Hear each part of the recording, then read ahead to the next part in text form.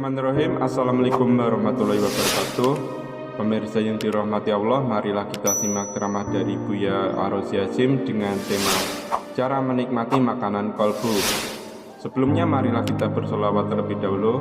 Allahumma sholli ala sayyidina Muhammad wa ala ali sayyidina Muhammad. Selamat menyaksikan. Masalahnya tadi, kalau hati kotor, hati sakit, tidak bisa menikmati makanan hati.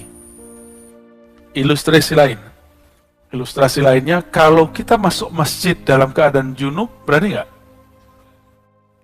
Dalam ilmu kitab ini, kitab hati, kitab hikam, orang yang lalai kepada Allah disebut junub kolbunya. Jadi kita ini junub terus kayaknya ya. Tapi bukan pakai mandi wajib. Dia pakai tobat wajib. Jadi kolbunya dimandikan dengan taubah, dengan istighfar kepada Allah Subhanahu wa ta'ala. Masih tegang ya? Allahumma sholli ala sayyidina. Sayanya yang masih tegang.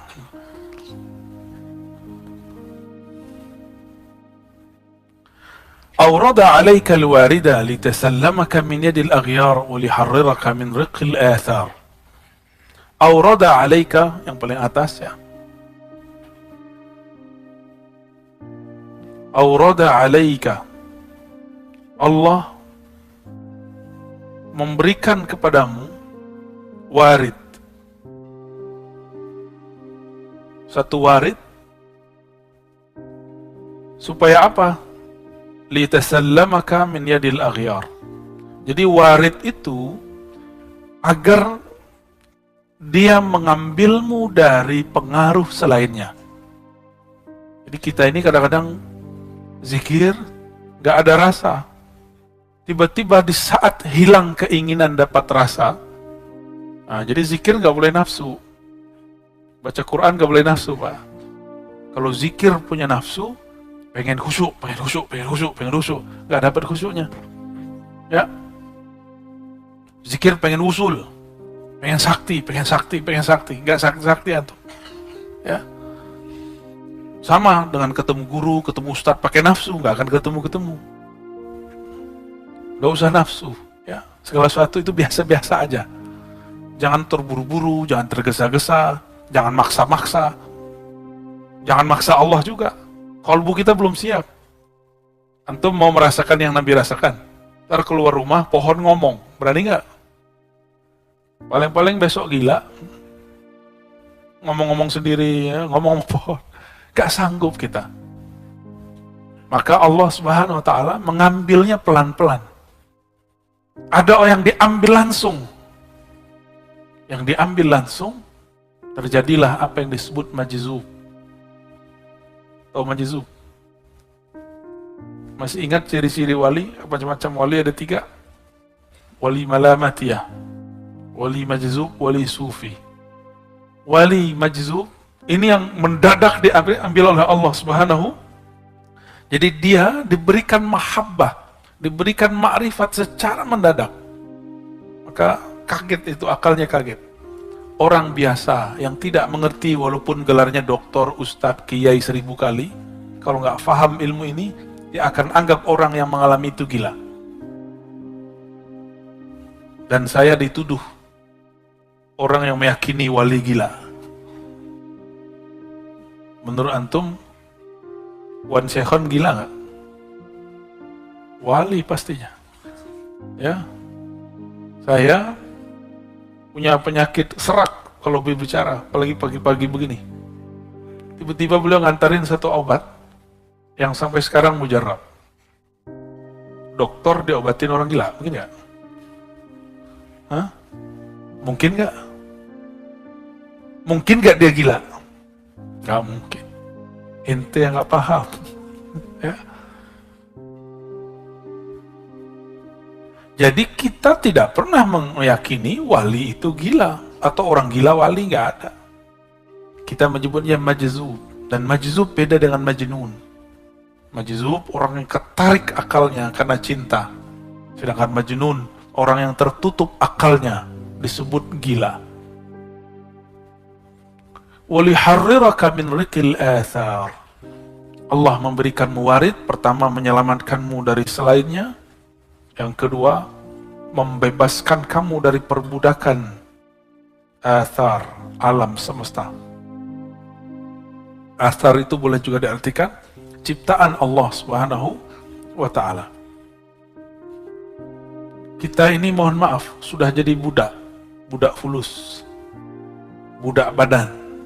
Coba antum lihat, berangkat pagi, pulang sore. Untuk apa? Fulus, jujur aja. Fulus untuk siapa? Untuk keluarga, untuk anak, untuk badan, untuk lifestyle, gaya hidup. Berarti kita betul-betul jadi budak badan ini. Budak dari pasangan kita sendiri. Mau jadi budak. Ya, budak kalau di Malaysia anak-anak. Tapi perbudakan, paham perbudakan. وَلِحَرِّرَكَ مِنْ رِقِ الْآثَارِ. Allah berikan rasa supaya kamu tinggalkan perbudakanmu. Inilah yang membuat antum hadir pagi ini. Insya salah satu perbudakan badan tidur.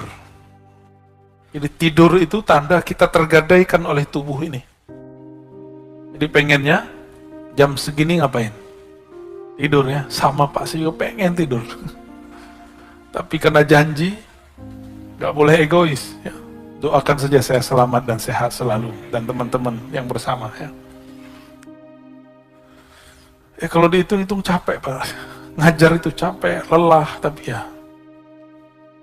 Kalau kita pikir lelah, kapan berjuangnya? Ya. Itu suara apa itu Bu? Ya, ditahan. Ya. Yang terganggu bukan saya, orang di depan saya ini, kekasih Bapak Ibu ini.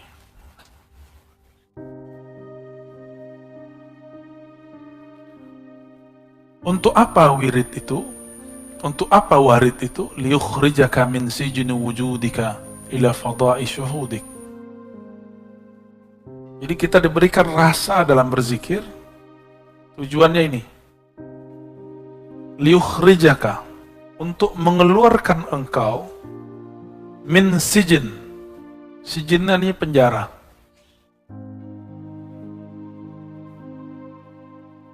Kemarin saya ketemu dengan ketua rutan di pelosok negeri, di perbatasan Kalimantan Barat dengan Malaysia. Bapaknya baik sekali.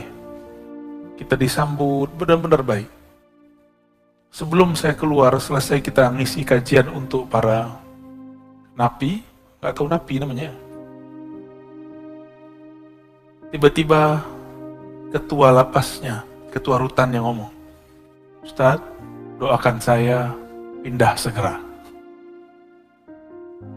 Waktu kajian saya ngomong, semua kita ini terpenjara.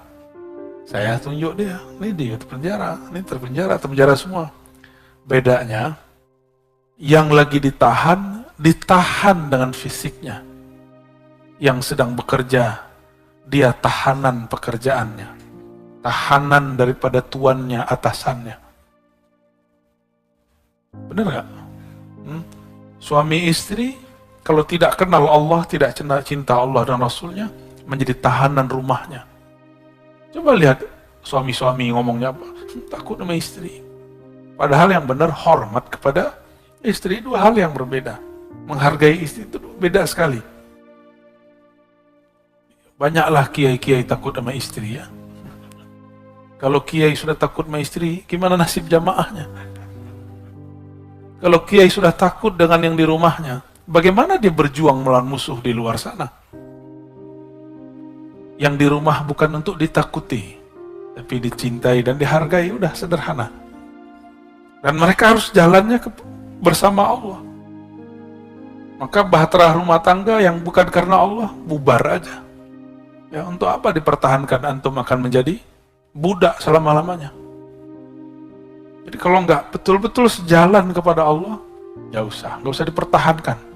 Satu mau kemana, Tapi saya yakin orang yang jatuh cinta Jika berbicara dengan cinta, dia mudah dibawa kepada Allah Subhanahu wa ta'ala. Maka di rumah jangan keras-keras, Pak, ya.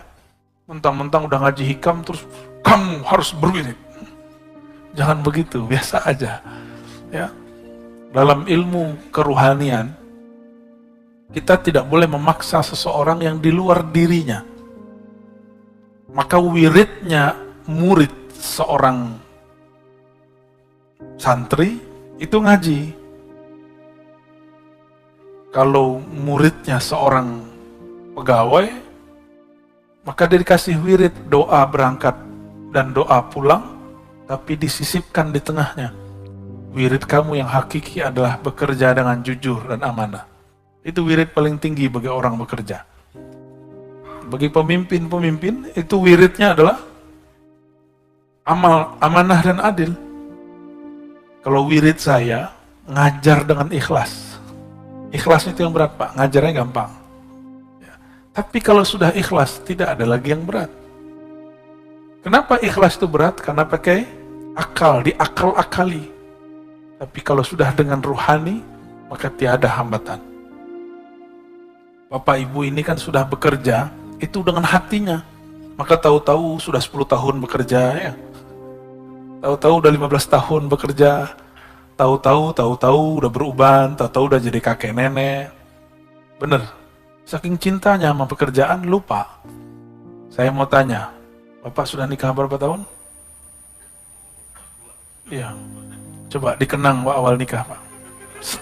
Langsung teringat? Sebentar nggak? Sebentar, berarti Bapak cinta sama istri. Ya, alhamdulillah. Ente udah hamil. Anak berapa? Rasanya berapa tahun? Ya, rasanya nikah udah berapa lama? Bentar, berarti dia cinta sama bininya kan? Bapak buka tuh bajunya ada tatonya tuh. Ini galak-galak begitu ternyata hatinya lembut ya. Dan kadang yang keras itu orang berserban kayak berkopiah kayak saya nih. Dia kan berserbannya belakangan ya. Kadang-kadang orang beragama, taat itu lebih keras, lebih kaku daripada orang-orang yang tubuhnya sudah bermaksiat, sudah bertato. Lebih gampang tersentuh kadang. Karena orang taat nih, sok taat. Kalau sudah ada sok sedikit, susah masuk ilmu. Allah berikan warid, rasa nikmat berzikir. Kecanduan ngaji itu warid. Antum merasa nikmat ngaji, ada lapang rasa dalam pikiran, itu warid paling mahal. Lebih gede daripada wirid 70.000 kali zikir. Lebih gede daripada sholat 1000 rakaat. Lah kok tiba-tiba ada jamaah, saat syuruk dia sholat dulu, ustadznya lagi ngomong.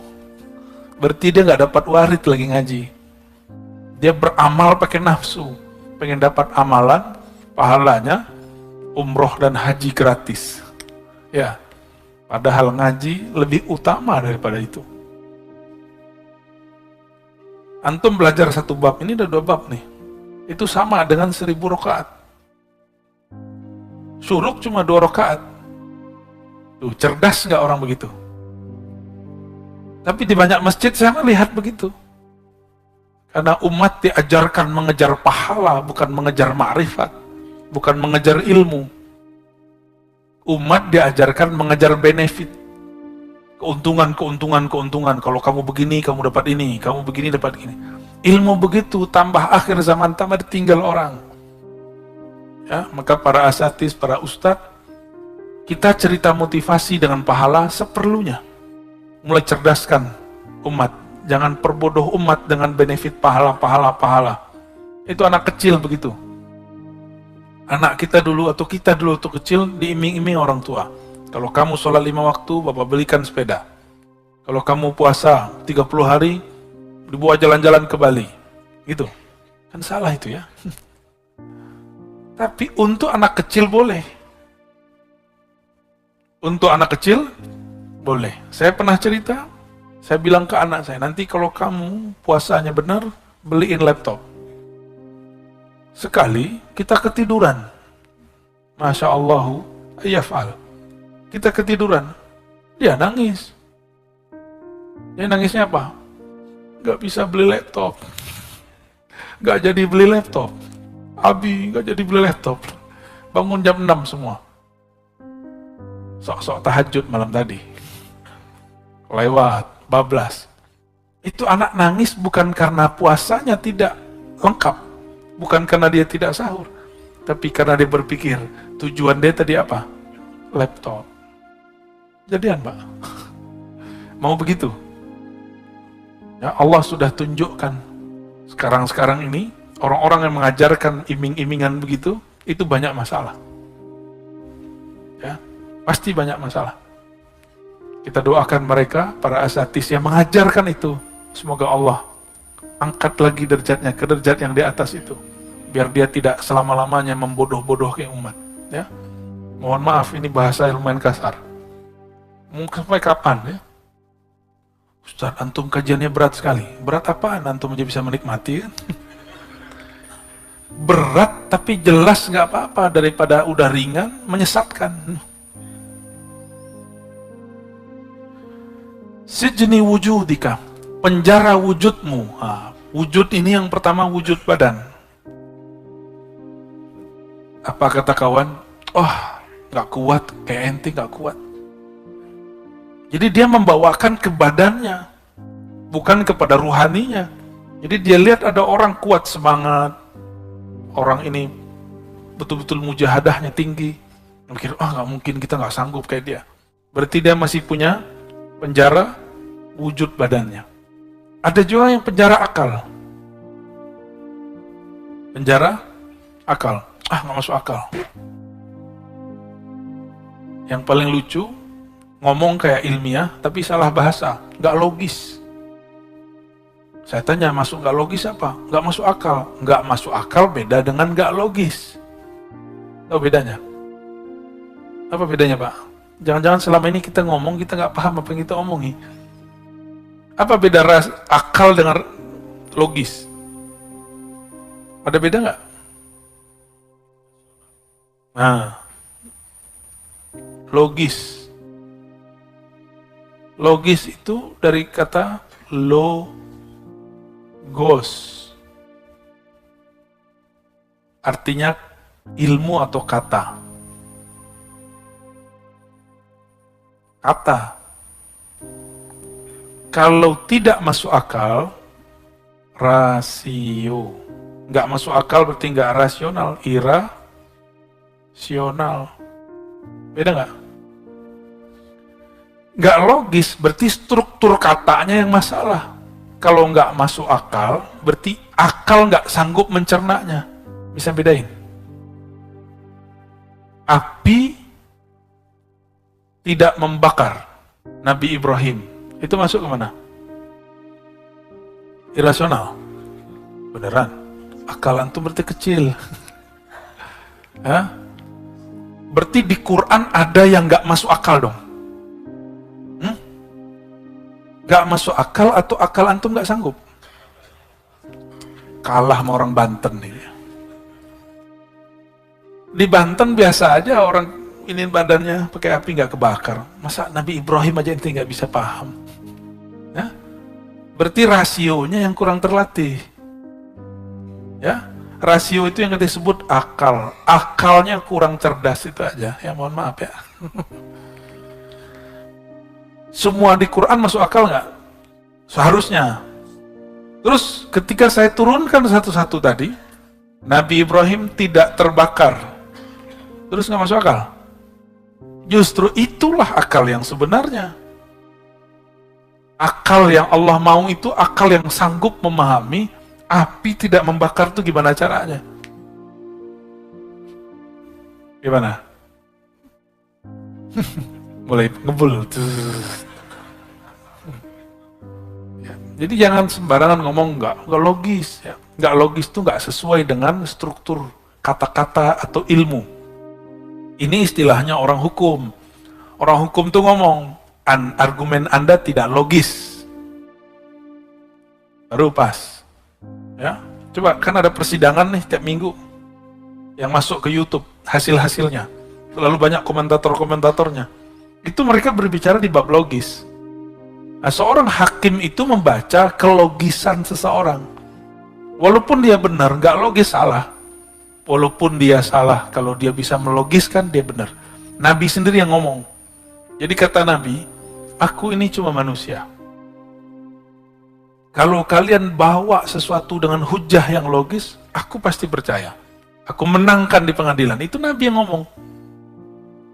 Maka banyak kasus dari zaman Rasulullah, karena orangnya tidak bisa membawa hujah, dia gagal di pengadilan. Bukan berarti pengadilannya nggak adil. Pengadilannya adil secara logis. Tapi mungkin nggak adil secara perasaan.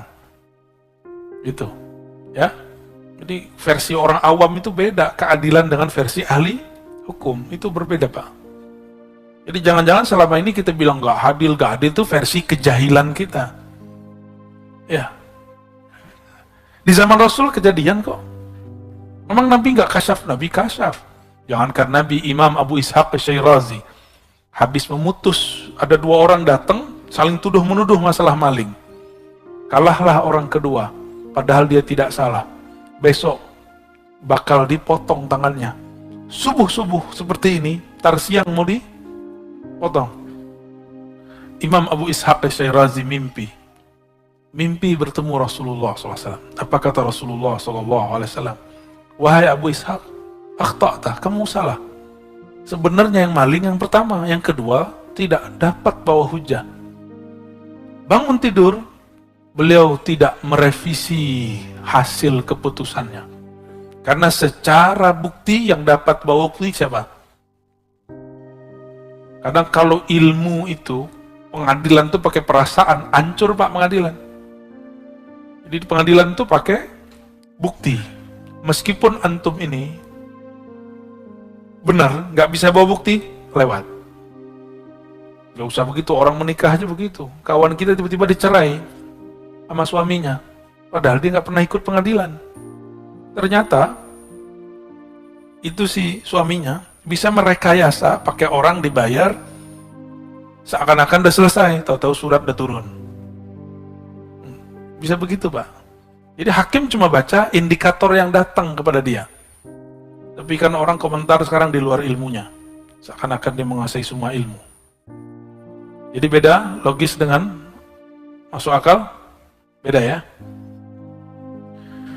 Penjara akal, penjara ketika akalnya masih belum dicerahkan, diberi cahaya oleh cahaya ilmu Allah Subhanahu wa ta'ala. Maka akalnya akan menghambat. Gak masuk akal nih. Masa bisa begitu? Masa bisa Isra Mi'raj sampai ke langit?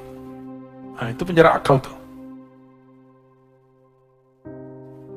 Kita punya seorang guru dulu, dia nggak punya kerjaan, Pak.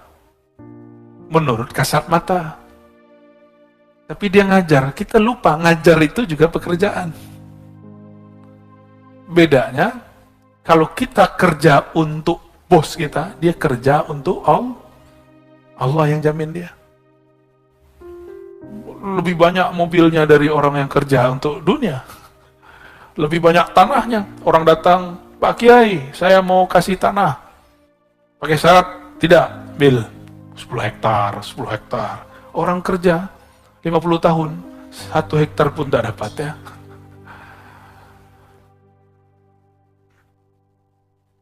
Gimana, masuk akal nggak? Masuk. Berarti akalnya sudah mulai oke ya. Udah mulai connect. Ketemu dengan orang mati, mungkin nggak? Orang mati itu yang mati apanya? Oke. Antum udah cerdas.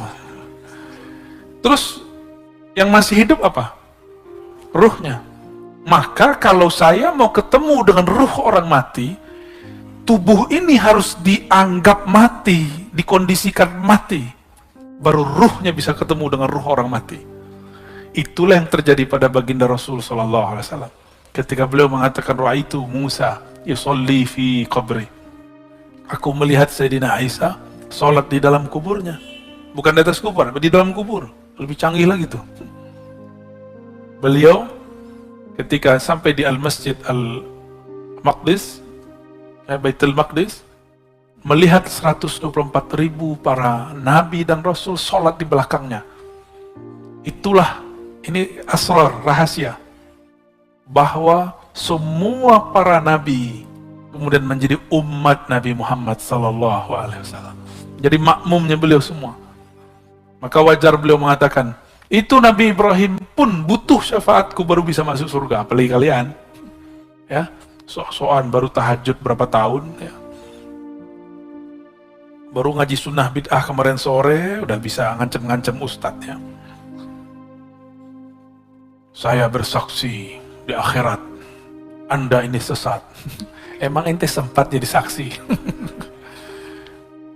Berarti dia nggak mengenal akhir zaman, akhirat. Jadi ada namanya al-ilmu bi akhir zaman atau bil akhirah.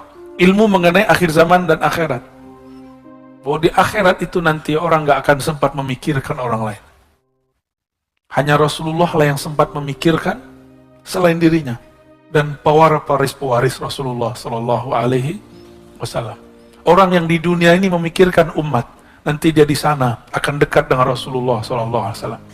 Tapi orang yang sekarang di dunia ini, dia memikirkan dirinya sendiri, dia jauh dari Rasulullah Sallallahu Alaihi Wasallam. Dari penjara wujudmu kepada fadha'i syuhudik, kepada limpahan penyaksian kepada Allah atau ranah menyaksikan Allah Subhanahu wa Ta'ala. Itu tadi. Kalau Bapak bisa masuk akal nggak? Kiai di kampung digaji 200.000 sebulan dari pesantren, tapi bisa berangkat umroh haji lebih sering dari Bapak ini. Tiba-tiba mobilnya ganti terus. Gajinya 200.000 sebulan. Seperti yang saya katakan tadi, tanahnya tambah terus. Orang nitip, orang ngasih. Bisa begitu. Gajinya cuma 200. Tapi karena dia kerja untuk Allah, bukan untuk tuannya, maka Allah Subhanahu wa Ta'ala kaya akan dia. Yang tadinya, kalau coba pikirin Pak, kerja 24 jam. Jadi kiai kan kerja 24 jam. Baru mau tidur, tiba-tiba gedor-gedor. Pak Kiai, sakarat. Tolong ditalkin. Mau tidur, udah lama gak ketemu istrinya. Baru senang-senang dengan istrinya, tiba-tiba gedor-gedor lagi. Pak Ustadz, ada yang kesurupan. Wah, Ustadznya dukun kali ya. Akhirnya datanglah ke sana. Selesai, dikasih amplop TKS. Terima kasih Ustadz. Gak dikasih apa-apa. Tapi si Ustadz bekerja untuk Allah. Allah yang jamin dia. Percaya bahwa keberkahan bukan pada angka-angka. Keberkahan ada karena orang memandang Allah Subhanahu wa Ta'ala. Ya. Saya kalau pikir-pikir di pesantren atau di kampus ngajar, malas kita Pak. Tapi kita pikirkan keberkahan, Masya Allah. Ya, ada aja. Dan keberkahan itu milik mutlak Allah Subhanahu wa Ta'ala, dan dia bisa kirim lewat benda apa saja, di saat kapan saja. Gimana? Yakin anaknya mau jadi kader, jadi kiai? Gaji 200.000 sebulan. Baik. Jadi untuk apa wirid? Warid itu memerdekakan kamu dari perbudakan selain Allah Subhanahu wa Ta'ala. Sebenarnya di kolbu ini ada penjara. Sebelum masuk ke dalam kolbu ada penjara, namanya penjara cahaya. Jadi orang kalau masuk ke situ, dia sudah merdeka dari yang sebelumnya, tapi masuk ke penjara baru. Ini ada teksnya di sini ya. Al-anwar matayal qulubi wal asrar. Al-anwar, apa arti anwar? Cahaya. Ada namanya anwar? Ada ya? Anwar, cahaya-cahaya itu, matayal qulub. Mataya itu boleh diartikan kendaraan. Cahaya itu adalah kendaraan untuk kolbu dan sir. Ini kolbu, ini sir ya. Apa arti sir? Jadi kolbu kita itu ada lapisan-lapisannya. Lapisan terdalam sebelum masuk ke ranah ruh namanya sir. Ya. Ini kalau kita buat, ini anggaplah sumur. Ini sumur kolbu.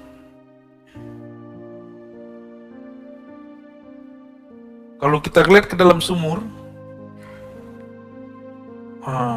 terlihat seperti ini, tambah dalam. Nah, ini kolbu. Ada lagi ke dalam, terus ke dalam. Ya. Yang ini disebut dengan fuad. Fuad itu tempat memutuskan apa saja. Lalu di dalamnya lagi disebut lub. Lub itu inti dari kolbu. Otaknya otak gitu ya. Jadi semua kecerdasan kita ada di lub. Orang yang berpikir dengan lubnya, dia akan mampu membaca 10 tahun ke depan, 5 tahun ke depan. Ini kawan-kawan saya, sebelum pandemi, sebelum ada demam online, dia sudah belajar online dan diejek banyak orang. Tapi dia berpikir tenang dengan lubnya. Dagang sama, yang berbeda cara dagangnya. Benar nggak? Dulu dagang nggak? Saya pernah bercerita di sini, di akhir zaman, pasar di mana-mana, tapi sepi. Coba lihat, ruko ada di mana-mana, sepi. Ini zamannya, Pak. Dulu saya pikirkan, pasar sepi, nggak ada transaksi. Ternyata Nabi hanya sanggup membahasakan ke masyarakat Arab saat itu, akhir zaman, pasar-pasar luas di mana-mana, tapi sepi. Maksudnya, orang cukup pakai handphone, smartphone. Itu zaman Nabi Yusuf aja nggak ada itu, Pak. Nabi Sulaiman bisa terbang kemana-mana, itu iri dengan zaman ini. Kalau perlu dia hidup jadi umat Nabi Muhammad SAW. Ya, gimana? Mau jadi umat terdahulu? Saya nggak mau, Pak. Saya bangga jadi umat akhir zaman. Alhamdulillahirabbil alamin. Imam Abu Hanifah berfatwa banyak hal, dan itu berlakunya baru sekarang. Zakat fitrah boleh dengan yang senilai, boleh dengan fulus, boleh dengan yang senilai. Misalnya, kita pakai pencet-pencet jadi nggak? Ya, mohon maaf nih para kiai yang sangat setia dengan mazhabnya, mazhab jadulnya. Saya ini juga bermazhab Syafi'i, tapi Syafi'i usuli, bukan Syafi'i furu'i. Syafi'i manhaj, bukan Syafi'i qauli. Apa bedanya? Syafi'i manhaji, kita meminjam manhajnya Imam Syafi'i, kita pakai. Bisa jadi beda hasil qaulnya. Kita ambil teorinya, tapi beda datanya. Data beliau kan zaman dulu, data kita sekarang beda. Teorinya boleh sama. Apa nanti perbedaannya? Coba lihat, ribet nggak? Mohon maaf ya. Kita datang ke kiai, ke ustadz atau panitia zakat, beli beras. Beli beras, Pak Kiai, Pak Ustadz, saya mau zakat, belilah. Terus serahin lagi, saya mau zakat. Ribet nggak? Hari begini masih begitu. Itu beras paling 2 cuma 3, diputar-putar. Intinya pakai duit toh. Tapi begitulah ulama ahli fikih menjaga keorisinalitas pemikiran mereka. Cuma saya nggak sepakat kalau harus saklek. Sekarang zaman orang lagi di mobil, lagi di pesawat, di mana bisa pencet-pencet jadi. Lalu kenapa kita harus mempersulit? Maka jika ada waktu, lakukan itu. Lakukan, anterin beras. Jika tidak ada waktu, kita ambil yang baru ini. Jadi nggak boleh saklek juga, nggak boleh juga menghina yang lama. Ya, yang lama kita pertahankan jika memungkinkan. Jika tidak, kita terima yang baru. Itu orang punya loop. Di dalam inilah namanya ruh. Kolbu ini, supaya dia bergerak, masuk ke dalam fuad, dia harus pakai cahaya. Cahaya apa? Cahaya ma'rifatullah. Cahaya mengenal Allah Subhanahu wa ta'ala. Saya boleh sebut ini boleh kita sebut dengan, Kalau ada smartphone, ini smart apa? Kolbu. Kalau smart kolbu, di dalamnya pasti ada memori, server, ada Play Store, apa kalau Apple itu apa? App Store. Ini juga ada Kolbu Store. Bukan store, Pak. Apa yang terjadi di sana? Allah menurunkan di dalamnya rahasia-rahasia, ilmu pengetahuan. Kenapa ilmunya para ustadz mentok? Ngaji itu yang diulang-ulang. Karena ilmunya terbatas pada yang tertulis atau yang didengar.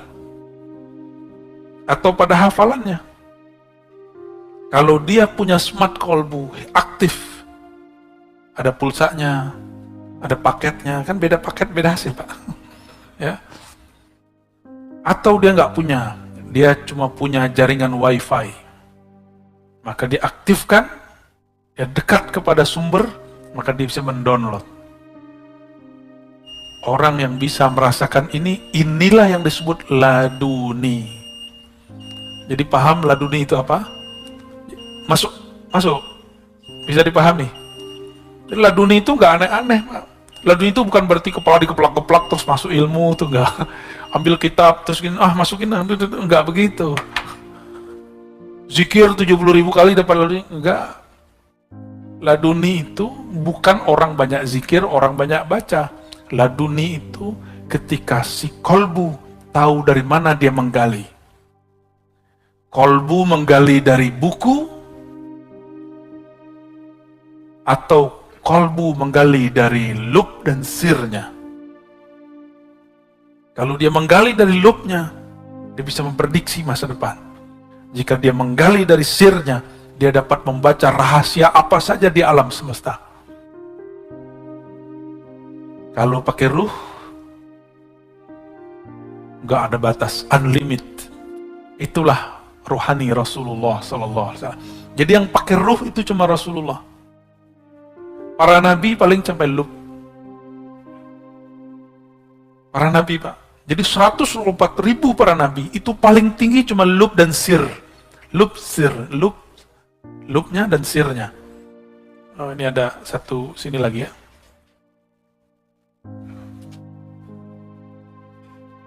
Sampai di situ para nabi. Nah, nabi yang sampai ke sir, itulah 313 rasul.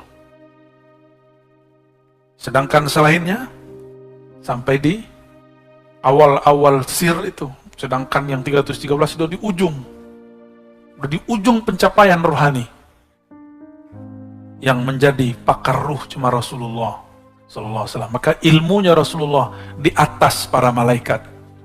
Jibril nggak bisa tembus, Pak. Jibril cuma sampai ke Fuad. Jibril menurunkan Al-Quran sampai ke Fuad. Sebenarnya dia tidak menurunkan, dia cuma nyolek Fuadnya Rasulullah.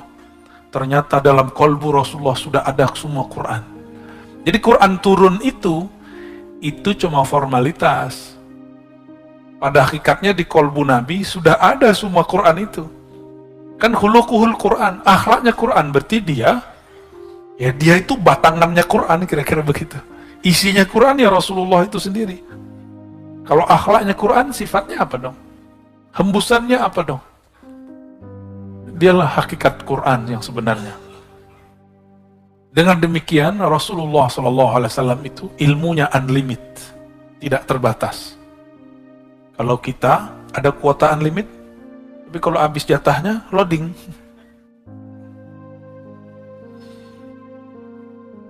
Smart kolbu inilah kolbunya para wali, kolbunya para nabi.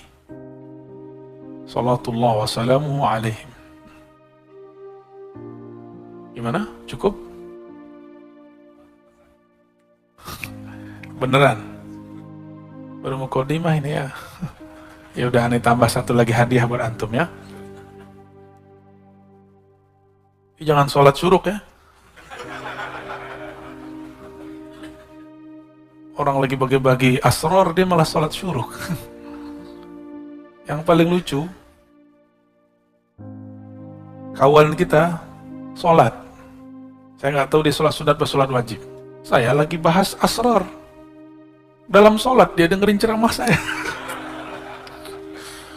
Ya. Beramal jangan dengan nafsu ya. Beramal itu ya dengan makrifat itu kita beramal.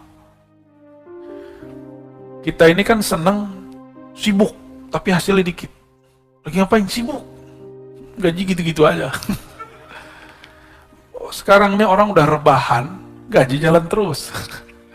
Ya, kaum rebahan. An-nuru jundul qalb. Cahaya keilmuan itu, cahaya makrifat itu jundullah, tentara Allah. Jundul qalbi, tentara qalbu. Tentara butuh komando nggak? Butuh komando. Betul? Beneran? Maka ini kolbu harus dilatih mengomandoi nur. Butuh mursyid. Syekh yang membimbing dia. Kalau enggak nanti, ketika ada cahaya yang tadi tidak terlihat, namanya kasyaf. Paham? Kalau sesuatu terlihat, kolbunya belum terlatih, nanti kolbunya akan tersesat pada kasyaf syaitan. Nah, kasyaf ini terbagi, ya, kasyaf, apa arti kasyaf? Terbukanya tabir gaib. Kasyaf ya. Terbukanya tabir gaib. Kasyaf ini ada kasyaf syaitani. Bukan Pak Tony ya. Jangan tersinggung nanti Pak Tony. Ada kasyaf. Udah banyak ini ya. Malaki. Malaikat.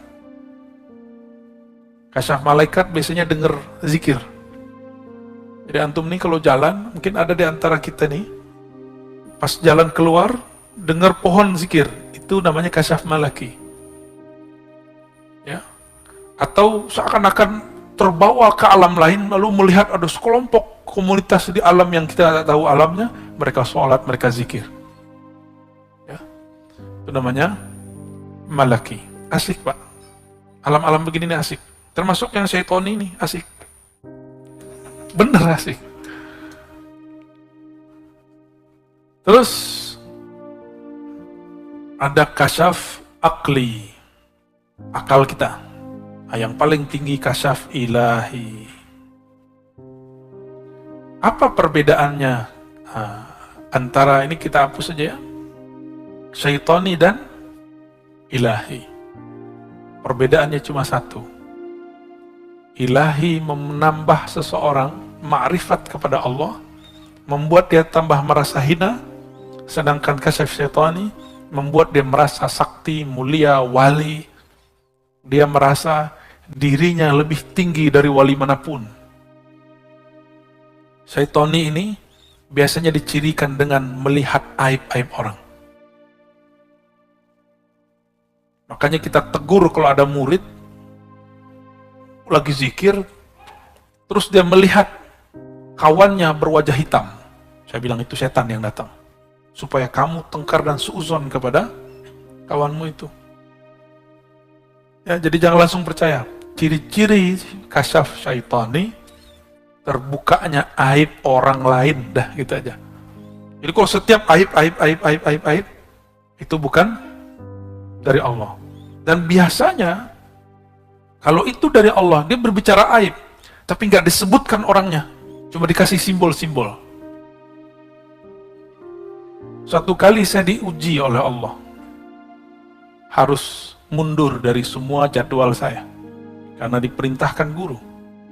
Lalu saya menyarankan orang yang hikmah kepada guru saya, untuk nggak percaya kepada panitia yang di sana. Karena mereka, menurut saya tidak terpercaya. Tapi saya dianggap su'ul adab, dan saya ridho. Tapi sebelum saya meridho itu, tiba-tiba Allah kasih penglihatan. Lagi tadi, sebelum kayak kita datang ke masjid 15 menit sebelum azan. Saya zikir 15 menit, tiba-tiba Allah tunjukkan. Habis lagi zikir nih, nggak tidur. Ada orang Kayak santri cium tangan guru saya, tapi lidahnya seperti ular.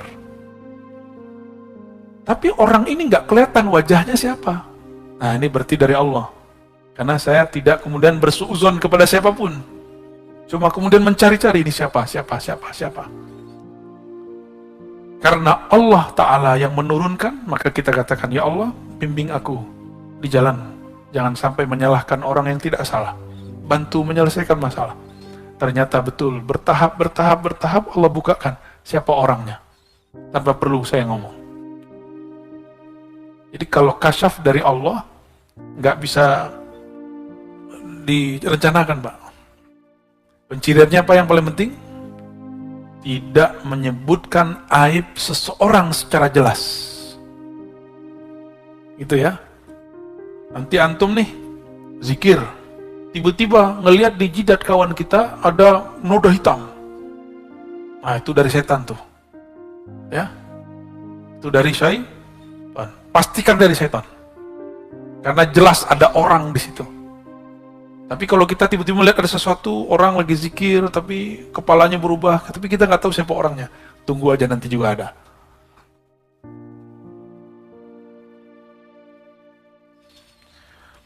Cahaya itu tentara kolbu. Kama anna zulmata jundun nafs. Sebagaimana kegelapan adalah tentara jiwa, diri, nafsu. Berarti ada dua tentara ya. Tentara dalam bab ini itu persis seperti tentara dalam pemahaman militer. Dia punya serangan. Itu zulmah, kegelapan ini. Dia bisa menyerang, Pak. Masuk lewat pikiran, masuk lewat telinga, masuk semua. Dan serangannya bertubi-tubi. Kalau orang berzikir dengan nafsunya, pengen jadi wali, nanti pas lagi zikir, kamu wali.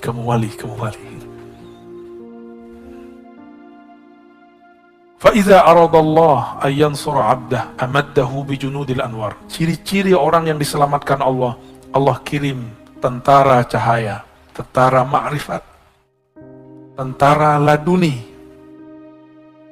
Ciri-ciri orang itu tidak diselamatkan oleh Allah. Allah biarkan dia bergejolak, bergelimang dengan kegelapan dan selainnya. Sama-sama zikir, tapi sekarang sibuk dengan kasyaf.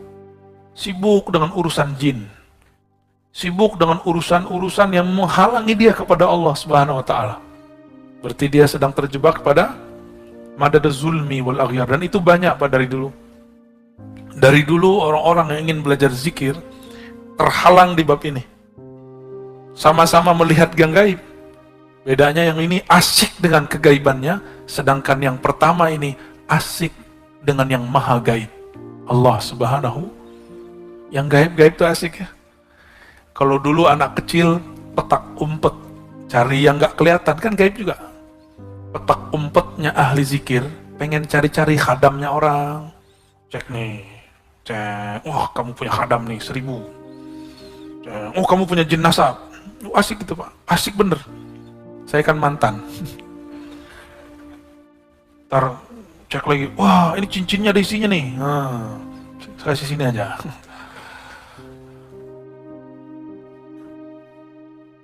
Maka kalau Bapak Ibu nih simpan benda-benda yang diisi-isi, saran saya dikubur aja. Kubur atau kasih ke orang ahli atau taruh di museum. Ya. Keris diisi, itu ganggu, Pak, nanti. Ganggu zikir.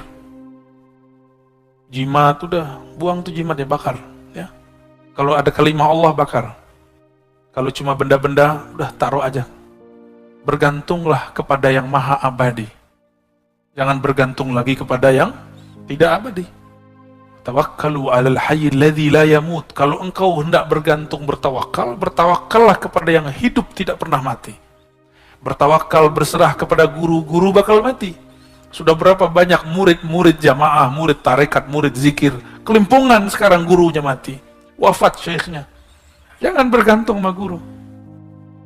Apa kurang cukup pelajaran dari Sayyidina Umar? Saking cintanya, lagi mabuk cinta sama Rasul Sallallahu Alaihi Wasallam, tahu-tahu Rasulullah meninggalkannya. Kata beliau, siapa yang mengatakan Muhammad mati, aku matikan dia. Umar, Pak.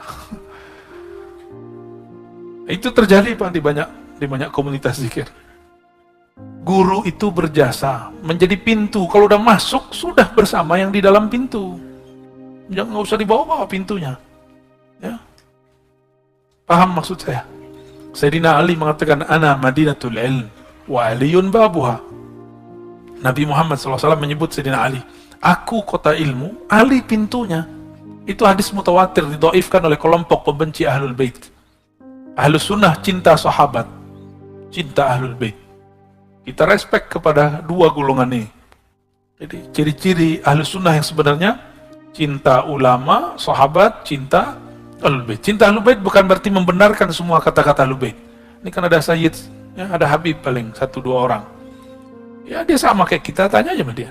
Gak ngaji dia jadi orang jahil. Gak sholat dia jadi fasik. Ya, sama. Bahkan dosanya lebih besar dari kita. Karena di dalamnya ada darah Rasulullah SAW. Emang enak jadi Habib. Ya, kawan-kawan mau jadi Habib, atau Habib palsu. Habib PA atau... Ya, emang kalau udah pakai gamis jadi Habib. Pakai jenggot, ngomong tabarakallah, masya Allah. Enggak jadi Habib. Habib itu nasab dari Rasulullah SAW, dan itu anugerah. Karena ada satu prestasi di alam sana dulu dia buat oleh ruhnya, maka dilahirkan sebagai Habib. Habib aja kadang nggak tahu Pak prestasi dia. Apa yang dia buat dulu di sana. Baik.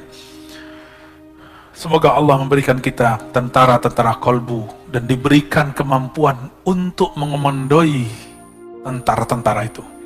Jangan sampai cahaya sudah masuk, tapi kolbu belum siap untuk merawatnya. Maka rawatlah kolbu, bergurulah kepada ahli kolbu. Fas'alu ahli dzikri in kuntum la ta'lamun. Tanya kepada ahlinya jika engkau tidak tahu. Jika tidak tahu fikih, tanya ke ahli fikih, jangan tanya ke sufi. Jika tidak tahu tasawuf, tanya ke ahli tasawuf, jangan tanya ke salafi. Jika nggak mengerti tentang dakwah, jangan tanya kepada ustadz yang cuma ustadz yang malas gerak, apa namanya, mager. Ada ustadz mager Pak, dia di rumah aja ya, nggak apa-apa juga sih. Jangan tanya jemaah tabligh kepada ustadz mager, nggak paham dia. Sebagaimana antum jangan tanya persoalan suluk khalwat kepada orang yang sedang rehlah dakwah. Dulu kita khuruj, saya ikut khuruj dulu. Sampai di satu tempat, itu orang kampung sana suluk tarekat. Zikirnya Allah, Allah. Setahu saya, dalam khuruj ada bab tidak boleh membicarakan atau menyalahkan khilafiyah. Ini kawan saya menyalahkannya, diusirlah. Untung ada saya, sudah pernah bersuluk 40 hari. Kita cut dari saya urus. Akhirnya, jadi bersahabatlah kita sama orang yang tadi disalah-salahkan itu. Malah dia baca-baca isi hati saya. Dia kira saya nggak bisa baca juga. Baik, alhamdulillahi rabbil alamin. Ngebul ya. Semoga Allah kirim tentara kolbu, bukan tentara nafsu. Dekati ahlinya, jangan jauh dari mereka, amalkan ilmunya. Insya Allah tentara kolbunya dapat dikendalikan.